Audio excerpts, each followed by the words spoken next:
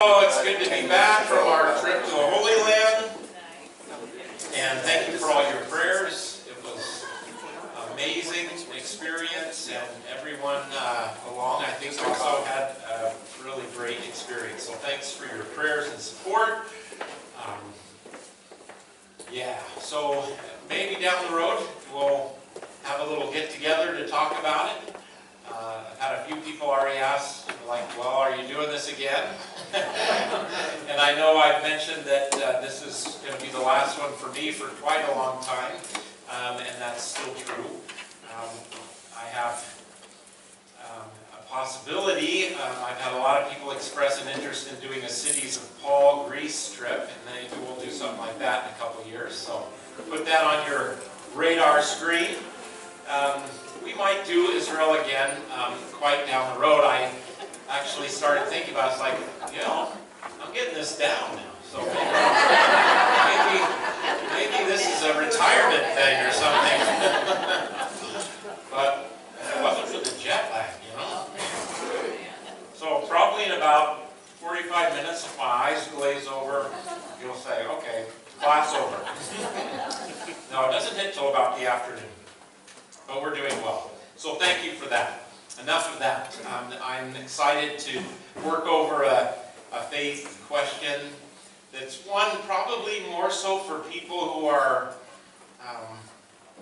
within the body of Christ in some way, shape, or form, but actually one that affects a lot of people who are newly looking into being a part of a church community, and so it is an important faith question, and it has to do with our worship. So there you go, our countercultural worship. Shouldn't we change with the times? So, well, there you go. We got that squared away. So with that, let's say a prayer and we'll have at it. The Lord be with you. Let us pray. Gracious God, let this time be helpful and fruitful in our journey, and we pray this in Jesus' name. Amen. So yes, there's our tough faith question, and we're trying to get people unstuck. And this is where we've been. I mean, we've done a lot of challenging questions. Pastor Jonathan took on, and I listened to his presentation from last week. The challenging question is, Jesus the only way? And he wrestled with a third way of thinking about that. So that was great, but we've had all these others that we've looked at, and we'll probably continue with difficult faith questions and finish up the program year through mid-May. I want to do an advertisement for our Lay School of Theology, May 18th, which is a Saturday. We will not have a Sunday morning lay school like we typically do. So lay school is a special presentation from a scholar on a particular subject, building up our discipleship, our Christian education. This year we've got Pastor Ron Hoyam, who is truly a C.S. Lewis expert. He teaches classes all the time on C.S. Lewis. So I've asked him to come and do like a primer for us on C.S. Lewis. C.S. Lewis is England. World War II era, probably known as one of the most important apologists. That means making a defense of the faith people of our last 100 years, century. He wrote the Chronicles of Narnia books, and which have been made into movies.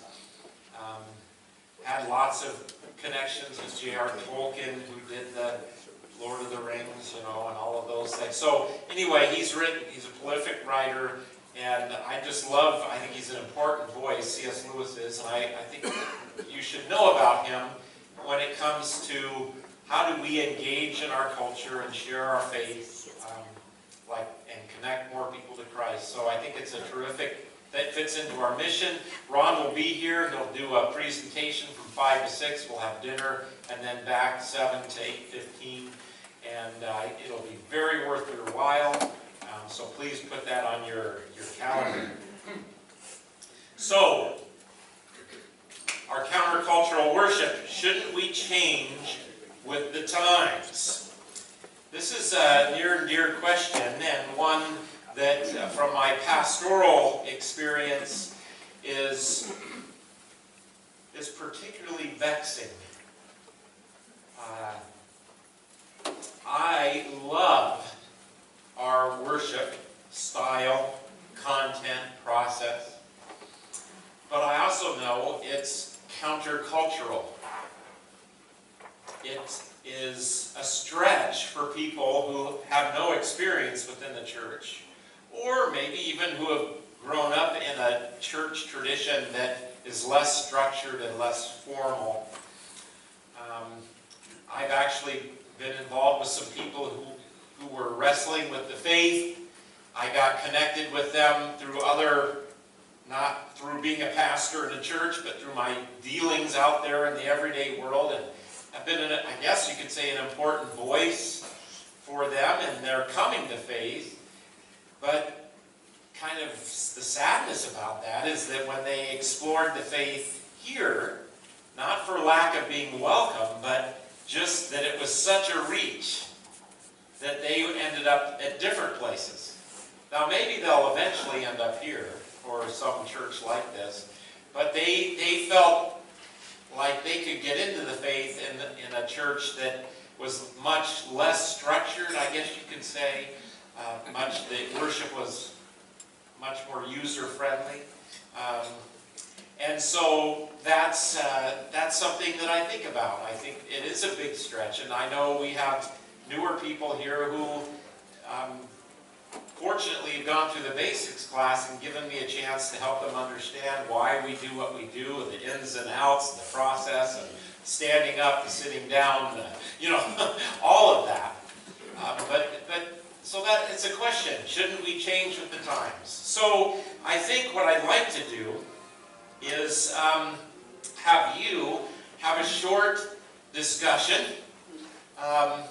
And this is the question, in fact, that I'd like to have you ponder. So let me just actually, let's ask the question, what would you be, what changes would you be okay with? Like, what would you do without? What would you let go of? What absolutely no way can we let go of? What are those things that we just can't let go of that? I mean, so I want you to just have fun with this. Like, well, maybe if we didn't sit down and stand up as much, maybe if we did this, I give you that part of the question so that you can talk about something specific. But in essence, what I'm asking you to wrestle with is, shouldn't we try and make worship more accessible for people who don't have the background in the church? And it's okay if you say, no, we shouldn't change a thing. So it's okay. I see some of you already. And it's okay if you say, it is too structured, and this is what I think we should let go of. This is, I think, what would make a big difference. So that's going to be your discussion topic. I'm going to do some teaching about worship and other things in a minute, but I want you to get your synapses and brains going. So if you're sitting just with one other person, you want to turn and talk with them, or the group of three. I know we got a smaller group today. Group of three is fine, or however you want to team up. Chat for about 5 minutes about what changes would you be okay without.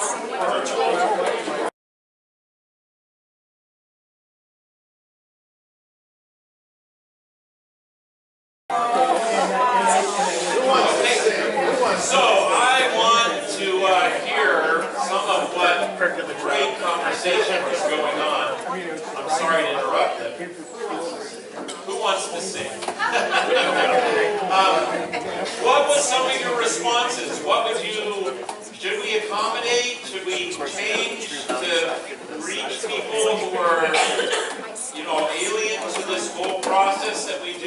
we do? What would you leave in? What would you take out? Go anywhere you want to go here. Chris. Okay. I liked your social.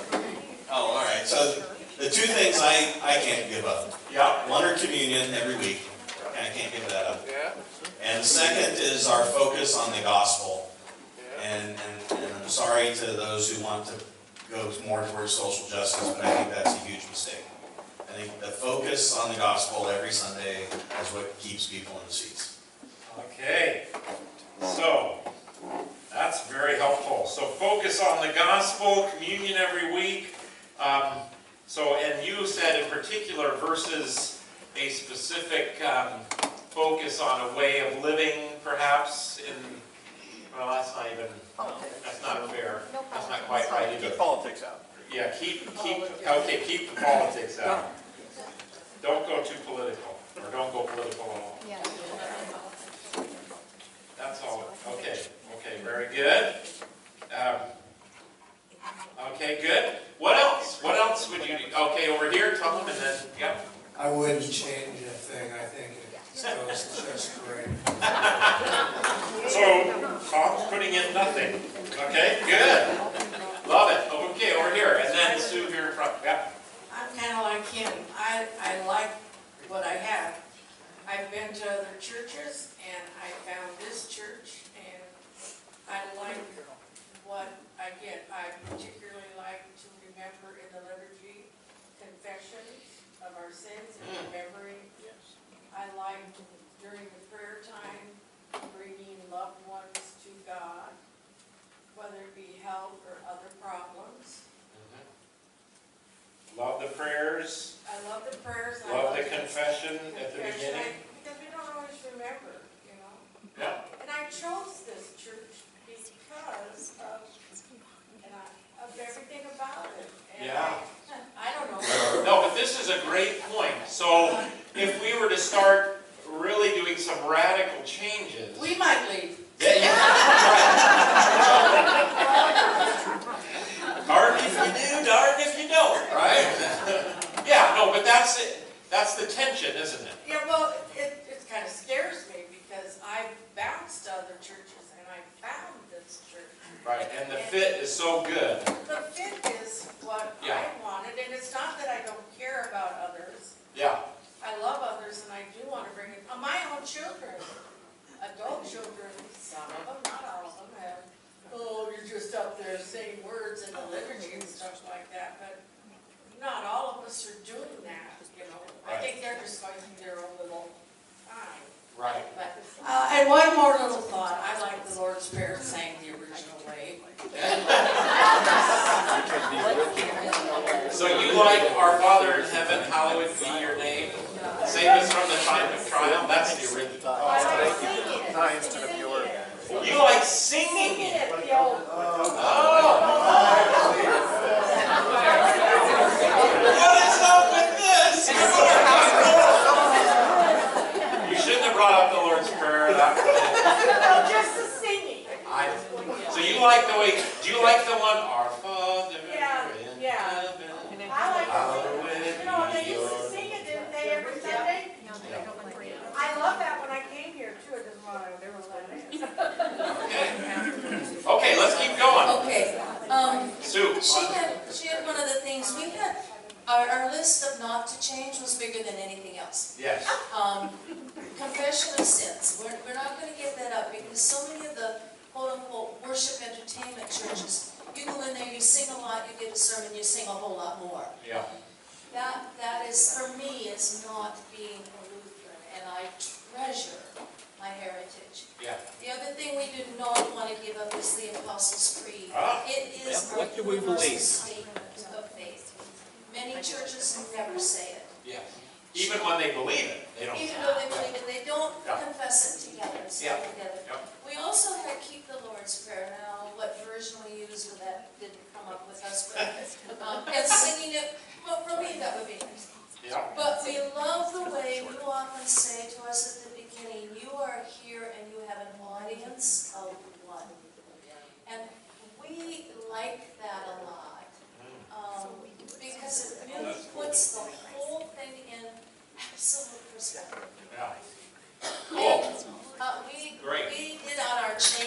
we change. We thought, well, maybe we don't have to have communion every week, but if there are people who absolutely Right. want it. Right. And there was nothing on our do without this. Okay. Okay. Well, okay. There, and then Don, you're going back there, and then up here. Good. One of the things we talked about is trying to be careful that we don't adopt an attitude of one size fits all. Bringing out a worship service that we're going to attract everyone. So don't.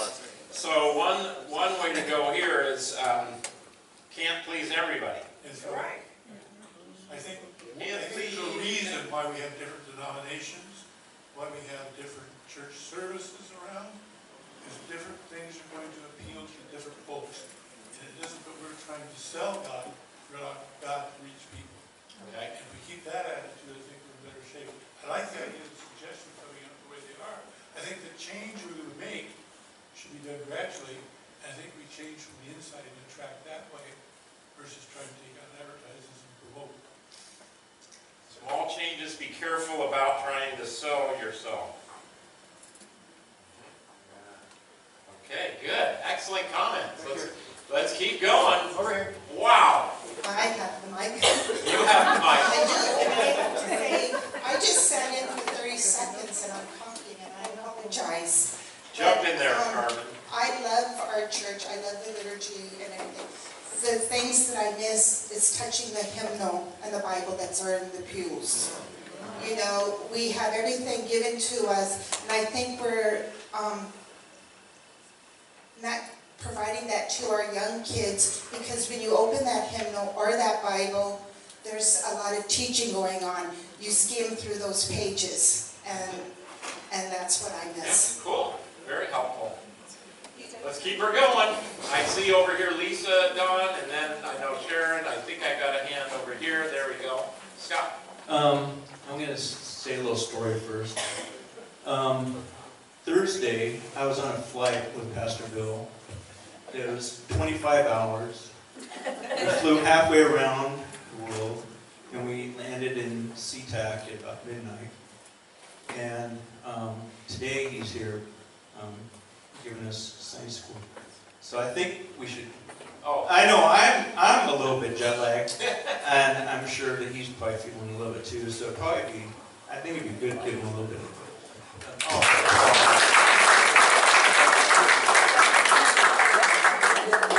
that's very nice. Appreciate it. Hey, I think we should give you guys a hand for being here. Okay, Kelly and then Lisa. Yeah. So I'm going to throw some fuel on this fire. Oh, good. So we didn't do what we would keep. We suggested things that we should add. Oh, changes in that. Okay, good. So the add would be to provide a service and during the evening, like we do during Lent on Wednesday. It would be a short service. It would be the gateway drug for new people coming to church. So it would be informal, wear your jeans, come right from work. It doesn't have to have dinner or soup every week in front of it. Short in nature, having some of the elements that we have during the Sunday service, but maybe something as simple as singing the Psalms, like start with one and go through the whole book and then start with one again, and like don't make it hard. Cool. And it would be something that people could learn easily, and they wouldn't have to figure out the stand up, sit down, stand up, sit down. In between entry, yeah. Okay, excellent. Thank you. Wonderful. Kelly just totally stole my thunder. Oh, there That's exactly what I was going to say. So ditto. A little training service. So just so I make sure I understand, this evening, one, it's at a different time, but then something that would be not completely different to what we do, but kind of a bridge. A bridge. Okay. Cool. Excellent. Very helpful. I'm thinking about this. Yeah, we've been really wrestling with that. I mean, we know we did the evening service, and that didn't really get legs and take off. It fulfilled a few needs, but it wasn't, it's not like, oh, we tried it once, we're not gonna, but we know we maybe miss, so I'm totally open to that, and I think that's a really fascinating idea. Okay, sure. Well, something kind of radical. Okay. Whoa, let me brace myself. We visited Bellevue Presbyterian Church with our daughter a couple of times. They have a separate facility like we have the gathering place. They run a contemporary version of everything going on at the same time in the Sunday hours, between 9 and 8 and 12. Right. And I wondered if there's ever a possibility of that could happen, because while the evening service here, I came or at least once, maybe twice, but it was very different, very personal, and a small group, and we did sitting about and that kind of thing, which was wonderful for those of us who are members. But I think what our young people respond to is hearing, seeing. They don't read much. So when we have a bulletin and they see Kyrie, they don't know what a Kyrie is. So even just to start in a mild way, it would be great to have kind of a lead in, even with a confession. We confess because we know we're all in it together, kind of to make it hearable and explain why we're doing what we're doing. Because most, I think, the millennials want to know why. Sure. Well, that's very true. Bert was trying to get the mic next to you. So he's right there. And then we'll go back. Yes. I hope we continue to maybe improve or enlarge adult education. That's something unique for us in this church. We've been to lots of churches. Right. That's a big plus. Sure. Good. I got Kate back in the back, and then I got Audrey and Bob, and wow, this is a passion for you all. This is cool. Yes. Speaking of passion, I want to talk about the hymns. Yeah. As far as what not to change.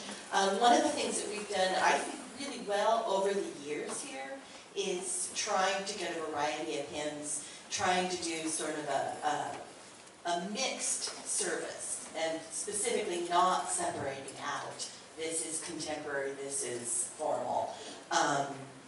For a long time, we might have come here and had something you'd hear on the radio, a good kind of new Marty Hagen contemporary, an old song that my grandmother might have sang in her church, and then a good old Lutheran standard. If I see those four hymns in a service, I am one happy camper. And I would like to see that continue trying to mix.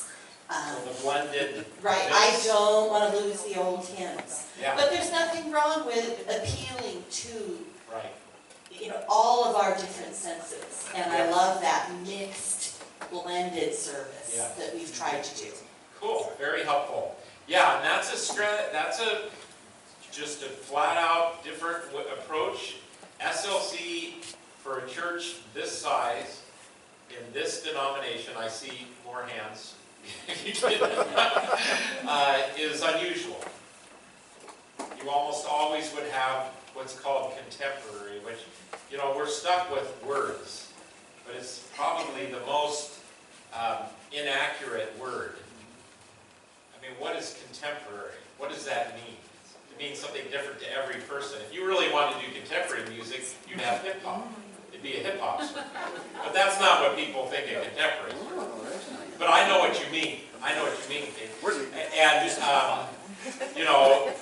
I usually say more of the praise, worship, the radio, Christian radio kind of feeling music versus hymns and this type of thing. But most churches have a liturgical service, and then they have a separate. We have not done that, and I've embraced, I could go either way, I suppose, but I've embraced the mixed thing, because otherwise you kind of divide the congregation by worship style.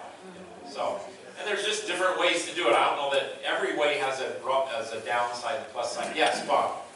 Well, I can't let it go without, I want to obviously have a sermon. Yeah, oh, good, thank you. And nobody else had it up there. Yeah. I want what is that, the word out for today? What is it to touch my life? Beautiful. Well, again, that gospel that Chris talked about, you want to serve? Yeah, absolutely. Beautiful. Thank you, Audrey, and then Gloria. I grew up in the Methodist church, and we had a beautiful pipe organ, and every morning, or every Sunday morning, the organist would chime the hour, and then play "The Lord is in His holy temple, let all the world be silent."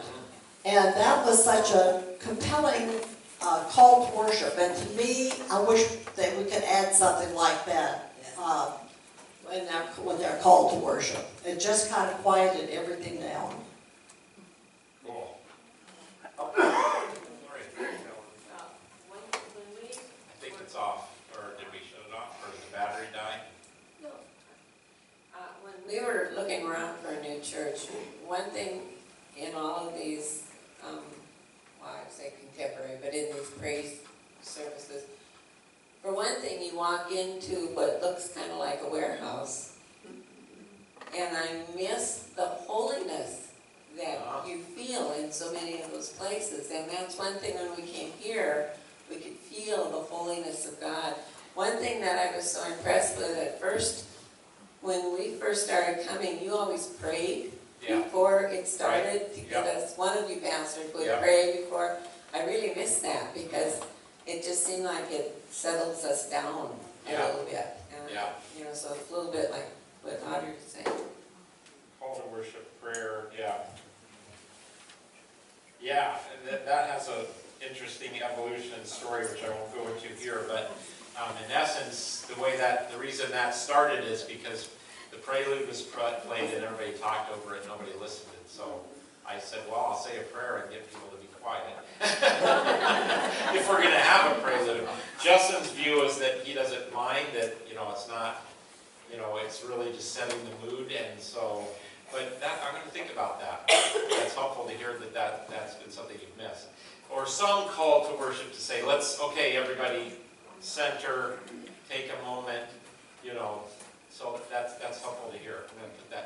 Jim and then Kim and Jill. Yeah. What Gloria brought up reminded me of something that a friend of mine came to church with us a couple of times and then moved on somewhere out of the neighborhood. But at any rate, one of the things that she said was it really appealed to her was seeing that cross coming down the aisle with the participants following on. And that reminded me of my Episcopal growing up. So that's what we did. And that it just brought me, hey, that's one of the reasons I feel comfortable here too. Okay. And then I want to come back to that comment. I want to go to Jill and then Kim here, but was it somebody else? The big box. You mix the box church. That you miss the holiness. And I want to come back and talk about that at some point. So I'm going to write that down. Jill. I won't speak for Scott, but one of the things I came to this church for is because I love it. I love the sermons. I get something out of it every week, no matter who's doing it. Right. I love the way the service goes. Really enjoy that. Not always crazy about the song. Nobody can have everything. Yeah. But I worry about what brings younger people in. Yeah. I'm not sure our kids would come here. Right. And my friends' kids are in their 40s. They need something else. So I don't want to change anything because I love it here. But I don't know where it's going to go. Well said, Jill. That's exactly the question. That is well said. And I appreciate hearing that, especially as a newer person to this community faith. So that's cool. Very helpful. Kim. Something that had There's been, more back there. So. Something that had been done, and I haven't seen it for a while now, I'm not sure when it changed, was putting the biblical references in our, I think that's very helpful. Yeah, we can, sometimes when we change liturgies, we forget to put those back in, we can look down. Okay, I see about 6 or 7 hands. Where are we at? Mike, Runner, Cheryl, and then we'll go back to Greg and Kate and Ron over here, yeah. So you have the do both page up, which I kind of like. I like that idea. You know, we talk about drawing in young people and how they're multimedia. Yes. We do so much multimedia here. I think about Lenten walks that we've had in the past where we've done movie segments, now we're doing music segments. Who knows what will happen next? But there's something to be said about having a visual pair with the audio. And I know a lot of people are opposed to screens, but I don't see why we can't do both. If you want a screen, you can put the words prayer there for the people who don't know it. You can put the Apostles' Creed there for the people who don't know it. You can put the words to the songs. And if you want to see the music and the harmonies, you can grab the bulletin and enjoy your music that way. But I think, as a mom of teenagers, visual is huge. And whoever said kids don't read very much anymore, they'll read when they're bored. So I was just going to also say, I really like that idea of kind of putting in the reason for the Kyrie. Okay, You know, a little bit of explanation. Yeah, because that's what they're looking at when they're, kind of not tuned into everything else, and there isn't anything, their phone isn't out. They will read when there's nothing else they find entertaining. Cheryl was not a plant for me to talk about the screen. But that is a way. Well, first of all, and this reflects to the hymnal and the bulletin. And don't forget what you're going to say, but this is a moment, so because we might go somewhere else, so I got to take this quick moment. The reason we don't get out the hymnals now, and I totally agree it would be good, one, it would act, especially with the Bible, rather than printing, to have people open their Bibles and actually bring them to church. That's something that we really should be doing. But we don't use the hymnals because if you want to have a way to exclude any visitor, use a hymnal. Because what page? Huh? Yeah. The song's over before they even get there. That's true even for members. Believe me, I look out at them. So that's why this church prints and goes to the expense of printing a book every Sunday. Now, one way to avoid that would be to somehow, very beautifully, in a way that would not destroy the aesthetic of our congregation, to have projections. Now, I've talked to countless people here. Not countless. That's a word. I've talked to many people here who feel like the moment we put up screens, it means we're going to be a different kind of church. We're going to be a praise church. We're not going to be who we are anymore. In my last congregation, we changed nothing when it came to worship, but we projected everything. The people who loved it the most were people who have struggled with vision. They have struggled turning even the bulletin pages. At least now we have a staple. Because most of the time, before that, which is with our brand new copy machine, it was like revolutionary. Because I would look out and people were grabbing, the papers are everywhere. So, people appreciate it the most. You think, oh, that's for the young people. The people in my last congregation who struggled visually, which some tended to be some of the older people turning pages, which sometimes people have Parkinson's, or they loved it. They were the people who loved it the most. The people you would think would not like it. I have had people say they're going to leave the church the moment we put up a screen. In this congregation, it's the one sacred cow of this congregation. Oh my gosh. I'll just be honest with you, and I'm not upset about it. I think we're fine without it. We're going to print the bulletin. We're going to do that. But I have people who are so freaked out about it and this church is amazing when it comes to freedom to try new things. And I'm telling you, the grass is not greener. This is a fantastic congregation with all of them. It's been amazingly supple and flexible with its love of tradition, but yet still being open to new things. But that is the one thing, and maybe I'm dramatizing that. But I have to say, as I listen, that's the one thing people are the most freaked out about here. No question. So, and I totally agree, if you put I've seen churches bring a cross down, a screen in front of the cross. No, you would never do that, although churches have. So I get the fear about it. I get the fear that, we're just going to be this praise service thing. But you can do it in a tasteful way that's an aid. And why is it an aid to new people? Well, it's right there. Now, the downside is there's no music. You almost cannot put the music notes. You'd have to, it's just as much work as a bulletin. It's less paper and other things, but it takes a ton of time to prepare the slides, have everything there. So it's not necessarily less work, but it's something we could think about. And so when it comes to the younger generation, like a sermon, I could throw up an image.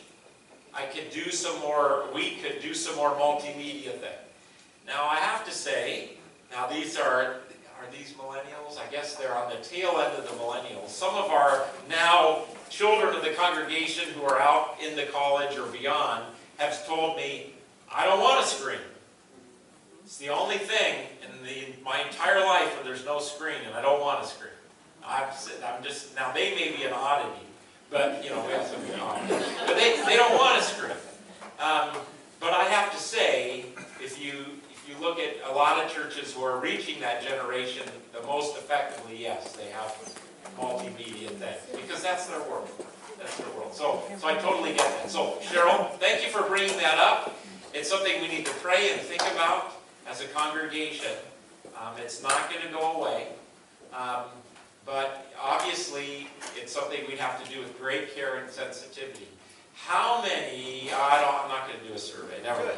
Okay, let's keep going. I've got one over there, and then over here, and then I was going to present some material here, but maybe maybe with jet lag, this is a real gift to me. Yeah, great. Yeah. I guess the only thing is I personally would really insist on is as long as the worship has the four elements, you know, the greeting, the gathering, the word, the sacrament, and the sending. Yeah. Other than that, I'm semper gumby. Totally Yeah. flexible. Okay, so that's helpful, Greg, because in essence, what you're saying there is, don't get rid of the core.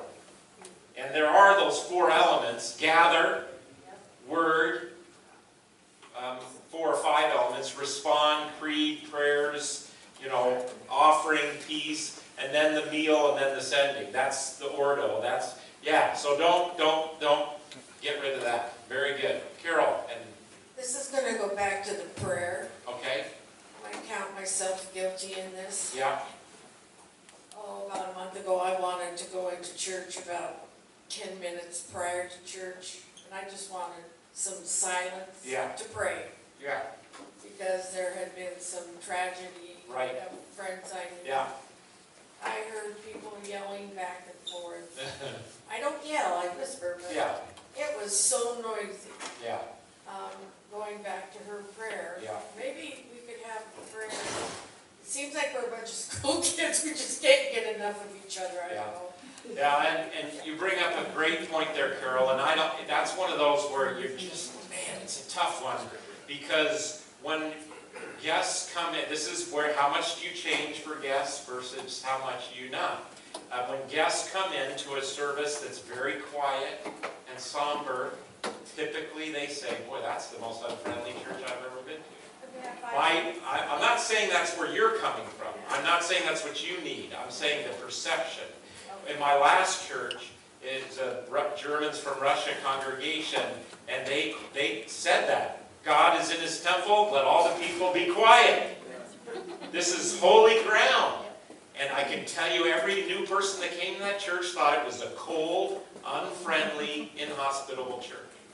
So, and I know you do. So, yeah, it's like, how do we wrestle with the need to have quiet and meditation, and then yet also you have people talking, and the energy and all of that is very attractive to some people. So that's just one we have to wrestle with. And maybe we go back to saying a prayer and saying, okay, you guys have had your conversation time. Now let's zip it and, I don't know. But so I totally get what you want, what you're talking about.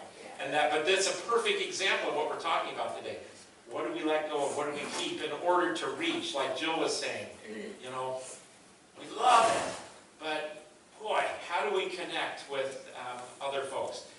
Lisa, please. Maybe this has been been said, but just, I was thinking of it in a different way, that we look at the words that we use, like you were saying, the Kyrie. Maybe how do we translate, maybe provide a translation in the bulletin? But just really look at the words that we use, and if they are a barrier, and how we could Teach. that. All right. Now I get to use that comment. Kurt, don't forget what you're going to say. I had a little clip, but I don't think I'm going to stop and play it because it's a little too long. But I think the Christian faith is a vocabulary. And it is a language. And I think that, although I think we have to think about what we do in church is teaching people a language. And so that means not just using words. This is where I'm going to come in the middle. And I'm not saying you're suggesting we change the language, but there are a lot of people who say, no, we've got to change. We can't use churchy words anymore. We got to stop that. We got to be really careful about it. And we do try and not use churchy words when we're out there, trying to think about marketing or whatever. We try, but at some point you lose. You lose the faith. I mean, redemption, reconciliation, justification, forgiveness. These are words we have to teach people. We can't change them into something else. Because when we do, we kind of lose the faith. The Christian faith is a language. But let's be attentive to teaching people the language. To not just assume. Not just assume. So no, I think that's perfect. Maybe, I've got a frequently asked questions thing now in our little bag that we give out to people when there's someone there to give it out. Anyway, sorry, that was a real guilting. Last 3 weeks I haven't seen anybody giving up. I mean, maybe Bob's done it, but I've seen, I wasn't here last Sunday, but each of the last 3 weeks there was somebody that was new who came and went and left without any recognition. I don't want that to happen. And I need people to sign up to say, I will be the person that connects with Bob to give them a welcome bag and engage people before they get out the window. But in that bag is a frequently asked questions. But maybe we need, a glossary like reconciliation. This is what it means. This is, we did, some of our new members said, what's a narthex?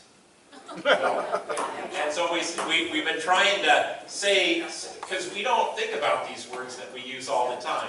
And so, yes, we need to do a better job educating, but I think that's the key. I think that's the key to this whole thing. Educate. Yes, Kurt. You segued. Let me segue right into what I was going to talk about. Beautiful. I think the one thing that makes me the most uncomfortable during service is the greeting of guests, where we have guests rise and introduce themselves. And I guess what I wonder is if it's more for us to introduce our family that comes, because I don't know how many guests, like you're talking about, who are visiting have the guts to raise their hand in front of 200 people and introduce themselves. So I just wonder, that's the one thing, if you said get rid of something, I'd say I can let that go. How many people would be cool with that? Raise your hand. You'd be cool with that. I'm not saying you agree, or would you be cool with letting go of the guests? Raise them high, because I got to see them. Have courage. How many people are like, no, that's a great, important part of our service? Yeah, about half. Yeah. I'm glad you brought that up, Kurt. Studies show it's the worst thing you can do for first-time visitors. First-time visitors, people who don't know anything about the church, absolutely feel uncomfortable and do not want to stick out. Now, we like it in this church because we want to introduce our families when they're here. Every time somebody has a family member, we forget to do that, I hear about it.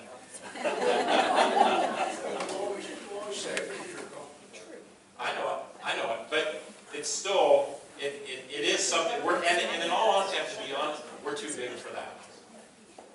We're not a small little family congregation that we can all introduce our friends and family when they're here. We're a large congregation, But it's important to this church, and so I keep it going because I know it's important. But that's another one where, wow, what will we let go of? What do we keep? Especially if we're intentional about reaching out to guests. And other larger churches do it with the guest center and these types of things. We don't really have a place for that. We've been thinking about that, but trying to engage people in conversation after church, briefly giving them a welcome, is the way we've been trying to come at that. But you're right. I have to say, you're right. And it's a spot that I would be fine letting go of myself as well. But I know it's really important to people. Just like no screens. So anyway, thank you for bringing that up. We'll keep talking about that. A couple more, and then I'm going to just share a couple things. Ann, and then Sue, I think. Yep. Or over here, is there one? Did I miss one? Okay, sure. I like the ups and downs. Okay. Standing up and sitting down, standing up and walking. It keeps my blood running around. The movement, up and down, good. In the big box churches, it's not standing up and sitting down, it's having a latte in your hand. So that's one more, Sue, and then I'll say a few things to kind of try and tie it. Right here, Kevin? Okay. Yeah. I can go loud. No, it's okay, he's right here. He's right here. Yeah. One of the things that drives me away from some of the big entertainment churches is the sanctuary called an auditorium. Yeah. I detest that. Yeah. Yeah. Yeah. The narthex being called a lobby. Yeah. That puts me in an entirely different mood. Yeah. It says, I'm going in to be entertained. Yeah. I'm not going in to sit down and connect. Yeah. So that is it's a big pet peeve. Gloria has heard this from me 1,001 times. Yeah. It's a huge pet peeve. Yep. Do not ever call our sanctuary an auditorium. Don't worry, I won't, Sue. Or the sacristy. Yeah. It's not a place to prepare communion. It's a sacristy. It's named for a reason. Yeah. Well, and maybe we need education on that. Yeah. Well, there you go. That's where I think that's what we get to. And if I can, then I'll just share in the last 5 minutes here a few thoughts that kind of tie up what we've been talking about. I think there is going to be a tension between this what we let go of and what we hold on to. But at some point, the danger is that we lose who we are.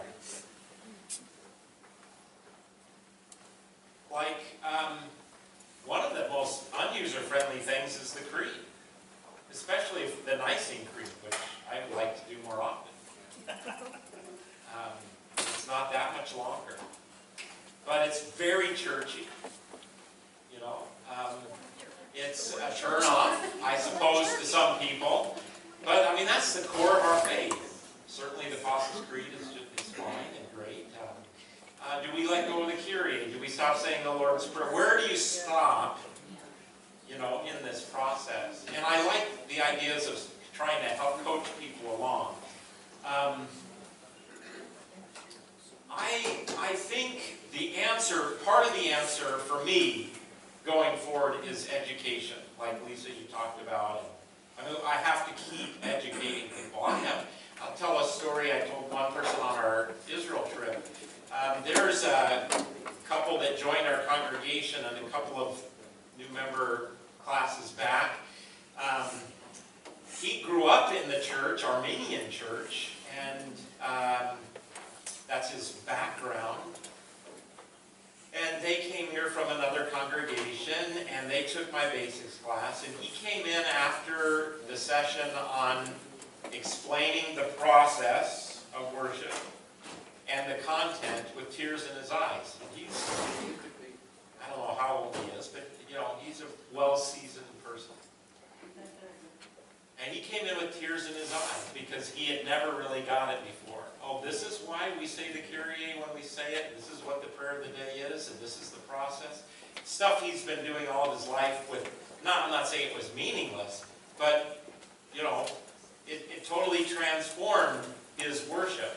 That's what happened to me in college. I had a pastor explain all the stuff I had been doing as a kid in the Lutheran Church, and it finally hit me. Just these distinctions between watching and working, between God being the audience versus us being the audience. These distinctions I grew up with, but I didn't understand them. And so I think a big part going forward is we have to continue to try and educate.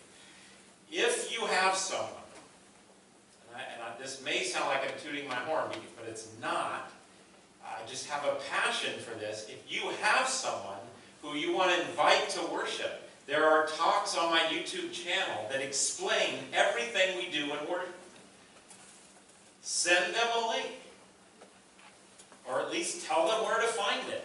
Invite them to church and say, you know what? We have a really interesting worship service that's like playing an instrument, so you might want to watch this before you come. I think it'll make it more meaningful. That resource is there for you. How many of you have watched it recently? I don't care. It's not about me, but it's about you. You know, that this stuff is there, right there for you. So, one, I think we have to try and educate, because we have to recognize that a lot, like Jill, you mentioned, your kids they would come and go, huh? This is weird. So maybe before we invite them, let's front load it. Now maybe we do need to do an intro service. You know, I think that's something we need to think about, and I'm up for that. Use the ordo, like Greg, you were saying. Like, here are the basics, but let's simplify. Let's make it a little more user-friendly. Maybe we do a screen that makes worship more accessible. But we certainly need to educate people about both the process and the content of what we do. And I think, I guess, ultimately, I go back to what some of you said, is, you know, the Christian faith is very diverse. And we need to be who we are, which is a Lutheran congregation. Which means we're going to worship in the historic ordo. But we're also going to bring in Marty Haugen would say, all of God's music for all of God's people. So like today was a good example. We sang Blessed Assurance, and we sang, you know, Christ Alone, which is more of a newer, you know, I mean, so we're going to do that. We're going to have organs sometimes. We're going to have guitar sometimes. We're going to have piano sometimes. We're going to have that. Know and remember that maybe that's not what you enjoyed that particular Sunday, but the critique of blended worship is you make everybody unhappy.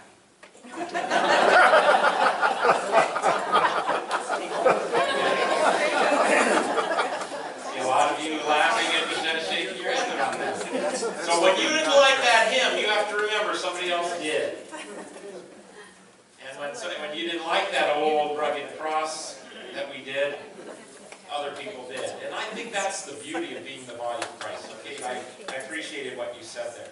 If we had time, and this is, so again, a plug, what I do in my YouTube talk, which is just simply what I used to teach the basics folks, and I still do, is I go through and we take our culture and we'll take a movie theater experience, and then we take our liturgical worship,